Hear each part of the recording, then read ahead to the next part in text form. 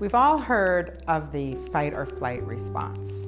We talk about it all the time, but what does it really mean? Fight or flight is what our body does when we're put into a dangerous situation or we perceive danger.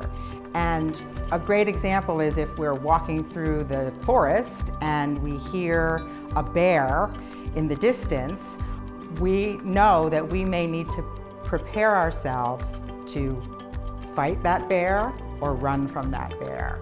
So what does our body do in that situation? Well, our body says, okay, let's shut down everything we don't need. We don't need to be digesting. We don't need to be fighting germs with our immune system. We don't need to be thinking about sex. So anything that's not essential, our body shuts down. And what our body does do is it says, okay, I'm gonna start making you sweat in case you need to cool down and run for a long distance. I'm gonna release adrenaline and cortisol into your system in case you need to fight or run. I'm gonna thicken up your blood in case you start to bleed. All of these things preparing us to fight or run. What has happened in our culture is we're living fight or flight all the time.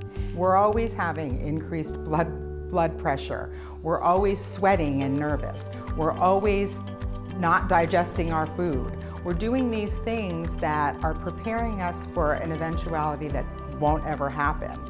We're treating going to the grocery store and traffic as if it's a bear in the forest.